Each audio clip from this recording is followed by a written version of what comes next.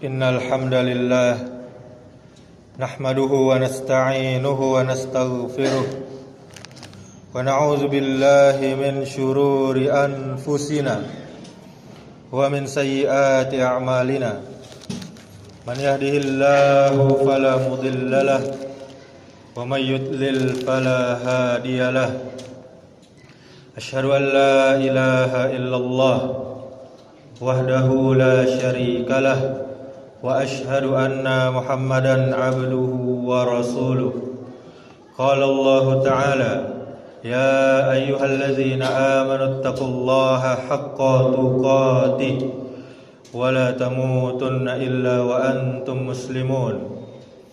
Ya ayyuhan nasu taqu rabbakumul ladzi khalaqakum min nafsin wahidah wa khalaqa minha zawjaha وبث منهما رجالا كثيرا ونساء واتقوا الله الذي تساءلون به والأرحام إن الله كان عليكم رقيبا يا أيها الذين آمنوا اتقوا الله وقولوا قولا سديدا يصلح لكم أعمالكم ويغفر لكم ذنوبكم ومن يطع الله ورسوله faqad faza fawzan 'azima. Amma ba'du. Ma'asyiral muslimin, jamaah Jumat yang dimuliakan Allah Subhanahu wa taala. Kita bersyukur kepada Allah. Kita selalu memujinya atas segala nikmat. Di antaranya nikmat iman, nikmat Islam, nikmat sehat, sehingga kita masih bisa melangkahkan kaki kita ke masjid yang kita cintai ini dalam rangka beribadah kepada Allah, melaksanakan perintahnya, yakni salat Jum'ah berjamaah. Kemudian salawat beserta salam semoga selalu tercurahkan untuk junjungan kita, suri tauladan kita sampai hari kiamat, yakninya Nabi Muhammad sallallahu alaihi wasallam. Allahumma salli wa sallim wa barik ala Muhammadin wa ala alihi wa ashabihi ajma'in wa man tabi'ahum bi ihsan ila yaumiddin. Kemudian khatib berwasiat kepada diri khatib sendiri dan kepada kita semua yang hadir di masjid ini, marilah kita selalu meningkatkan iman dan takwa kepada Allah Subhanahu wa taala dengan takwa yang sebenar-benarnya, dengan cara mengerjakan perintah-perintahnya, kemudian kita menjauhi larangan-larangannya. Ma'asyiral muslimin, jamaah Jumat yang dimuliakan Allah Subhanahu wa taala. Pada kesempatan ini, khatib ingin menyampaikan sebuah khutbah dengan judul wahai koruptor, dengarkanlah. Wahai koruptor, dengarkanlah. Mungkin engkau merasa aman di balik jabatanmu, di balik meja kerjamu, di balik tanda tanganmu, di balik rekeningmu, bahkan di balik kekuasaanmu. Engkau mungkin bisa menutupi perbuatanmu dari manusia, namun engkau tidak akan pernah bisa menyembunyikannya dari Allah Azza wa Jalla. Allah yang maha mulia berfirman, wala ta'kulu amwalakum bainakum bil batil, dan janganlah kamu memakan harta di antara kamu dengan jalan yang batil. Surah Al-Baqarah ayat 188. Ma'asyiral muslimin, korupsi bukan sekedar pelanggaran hukum negara. Korupsi adalah dosa besar. Korupsi adalah pengkhianatan. Korupsi adalah memakan hak orang lain. Uang yang dicuri bukan hanya angka dalam laporan, tetapi bisa jadi itu hak anak yatim, hak orang miskin, hak pendidikan, hak rumah sakit, hak rakyat yang menunggu kesejahteraan. Wahai koruptor, ketika engkau mengambil miliaran rupiah dengan satu tanda tanganmu, Pernahkah engkau membayangkan ada orang yang menangis karena bantuan tidak sampai? Pernahkah engkau membayangkan ada orang tua yang kesulitan untuk berobat? Ada anak yang putus sekolah, ada jalan rusak, berlubang yang tak kunjung diperbaiki. Rasul sallallahu alaihi wasallam bersabda, "Kullu jasadin nabata min suhtin fannaru aula bih." Setiap daging yang tumbuh dari barang haram, dari uang haram, maka neraka lebih pantas untuknya. Bayangkan kaum muslimin, makanan yang masuk ke rumah kita, yang dimakan istri kita, anak-anak kita, keluarga besar kita, bila itu berasal dari harta yang haram, bagaimana datang keberkahannya? Rumah mungkin megah, mobil mungkin mewah miliaran, rekening mungkin penuh, tetapi ketenangan tidak akan pernah bisa dibeli dengan uang haram. Berikut kita sampaikan kisah salafus soleh yang kuat untuk judul khutbah kita ini. Kisah diantaranya kisah Abu Bakar As-Siddiq radhiyallahu anhu. Ketika Abu Bakar menjadi khalifah, pemimpin pada masa itu, beliau mendapat tunjangan dari Baitul Mal untuk mencukupi kebutuhan hidupnya. Menjelang wafat, beliau berkata kepada keluarganya, "Lihatlah apa yang telah kami ambil dari harta kaum muslimin." Keluarganya menemukan beberapa barang yang pernah digunakan, di antaranya seekor unta untuk mengambil air dan seorang budak yang membantu pekerjaan. Kemudian beliau berwasiat agar semua itu dikembalikan kepada khalifah setelahnya.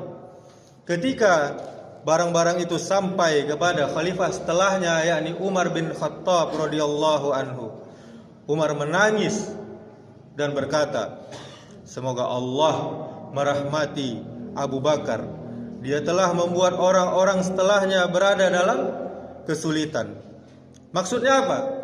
Abu Bakar telah memberikan contoh teladan amanah yang sangat tinggi, sehingga orang setelahnya akan merasa berat untuk menyamai ketakwaan Abu Bakar. Apa pelajarannya kaum muslimin?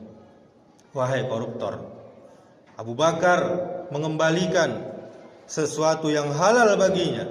Karena apa? Karena takut hisab, pertanggungjawaban di hadapan Allah Subhanahu wa taala. Lalu bagaimana dengan orang yang mengambil sesuatu yang jelas-jelas bukan haknya? Kemudian kisah lain, kisah khalifah setelahnya, yakni Umar bin Khattab radhiyallahu anhu, dengan seekor keledai. Beliau pernah berkata, seandainya seekor keledai tersandung di Irak, padahal Irak jauh dari Mekah saat itu, dari Madinah saat itu, aku khawatir Allah akan menanyaiku, "Wahai Umar, mengapa engkau tidak membaguskan, meratakan jalan untuknya?" Ini bukan hadis Nabi, tetapi asar yang masyhur, yang terkenal untuk menunjukkan besarnya rasa tanggung jawab seorang khalifah, seorang pemimpin. Apa pesan yang disampaikan dalam kisah ini? Para salafus soleh takut ditanya tentang seekor hewan pun. Sebagian manusia hari ini tidak ada takutnya sama sekali. Ditanya tentang miliaran, bahkan triliunan uang rakyat. Wahai koruptor, dengarkanlah. Kuburan tidak peduli dengan jabatanmu, malaikat tidak peduli pangkatmu, kain kafan tidak memiliki saku, tidak memiliki kantong untuk membawa hartamu. Pada hari kiamat nanti bukan ditanya berapa banyak yang engkau kumpulkan, tetapi dari mana engkau mendapatkannya dan kemana engkau menghabiskannya. Namun rahmat Allah Subhanahu wa ta'ala tentunya sangat luas. Selama nyawa belum sampai di tenggorokan, pintu taubat pun masih terbuka. Kembalilah kepada Allah Subhanahu wa ta'ala. Hentikanlah kezaliman, kembalikanlah hak-hak manusia.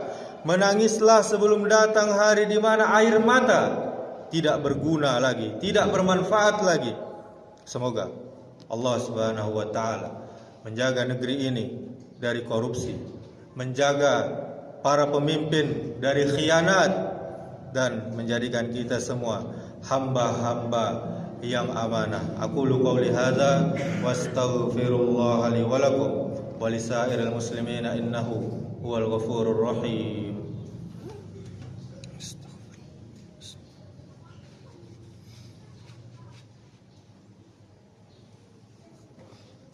Alhamdulillah wassalatu wassalamu ala rasulillah la hawla wa la quwwata illa billah asyhadu an la ilaha illallah wahdahu la syarikalah wa asyhadu anna muhammadan abduhu wa rasuluh amma ba'du. Qala Allah ta'ala ya ayyuhalladzina amanu taqullaha haqqa tuqatih wa la tamutunna illa wa antum muslimun. Ma'asyiral muslimin, jamaah Jumat yang dimuliakan Allah Subhanahu wa ta'ala. Kita sudah memasuki tahun yang baru 1448 Hijriah. Kita sudah memasuki bulan Muharram. Marilah kita menghidupkan sunnah di bulan Muharram. Muharram adalah salah satu bulan yang mulia di dalam Islam. Muharram termasuk salah satu dari 4 bulan haram. Oleh karena itu, seseorang yang mengaku muslim hendaknya mengisi bulan ini dengan amal soleh dan menjauhi segala bentuk maksiat. Di antaranya memperbanyak puasa sunnah. Sunnah terbesar di bulan Muharram adalah memperbanyak puasa. Rasul sallallahu alaihi wasallam bersabda, puasa yang paling utama setelah puasa Ramadan adalah puasa di bulan Allah, yaitu Muharram. Hadis riwayat Muslim. Hadis ini menunjukkan besarnya keutamaan puasa di bulan Muharram. Maka siapa yang mampu hendaknya memperbanyak puasa sunnah di bulan ini. Kemudian yang kedua, berpuasa di hari Asyura. Sunnah yang sangat dianjurkan, sunnah muakkadah, adalah puasa pada tanggal 10 Muharram yang dikenal dengan puasa Asyura. Rasul sallallahu alaihi wasallam bersabda, aku berharap kepada Allah agar puasa Asyura dapat menghapuskan dosa-dosa setahun yang lalu. Hadis riwayat Muslim. Bayangkan ma'asyiral muslimin, hanya dengan berpuasa 1 hari saja Allah menghapuskan dosa-dosa kecil kita selama 1 tahun yang berlalu. Innallaha wa malaikatahu yusalluna 'alan nabi ya ayyuhalladzina amanu sallu 'alaihi wa sallimu taslima. Allahumma salli 'ala Muhammad wa 'ala ali Muhammad kama shallaita 'ala Ibrahim wa 'ala ali Ibrahim wa barik 'ala Muhammad wa 'ala ali Muhammad kama barakta 'ala Ibrahim wa 'ala ali Ibrahim fil 'alamin innaka Hamidum Majid. Allahumma ighfir lil muslimina wal muslimat wal mu'minina wal mu'minat al ahya'i minhum wal amwat innaka sami'un qaribun mujibud da'wat ya qadiyal hajat. Allahumma arinal haqqa haqqan warzuqna ittiba'ah wa arinal batila batila warzuqna ijtinaba. Allahumma a'inna ala zikrika wa syukrika wa husna ibadatik. Allahumma inna nas'aluka al-huda wat tuqa wal afafa wal ghina. Allahumma inna nas'aluka ilman nafi'a wa qalban khashi'a wa amalan mutaqabbala. Allahumma ya muqallibal qulub tsabbit qulubana ala dinik. Allahumma aslih wulata umurina. Allahumma aslih wulata umurina. Allahumma aslih wulata umurina warzuqhum al-adla wat taqwa wa a'izhum minaz zulmi wal hawa. Allahumma faqihna fid din wa 'allimna at-ta'wil. Allahumma ij'al biladana baldatan thayyibatan wa rabban ghafura. Rabbana zalamna anfusana wa illam taghfir lana wa tarhamna lanakunanna minal khasirin. Rabbana la tuzigh qulubana ba'da idh hadaytana wa hab lana min ladunka rahmah innaka antal wahhab. Rabbana hab lana min azwajina wa dzurriyyatina qurrata a'yun waj'alna lil muttaqina imama. Rabbana atina fid dunya hasanah wa fil akhirati hasanah wa qina azaban nar.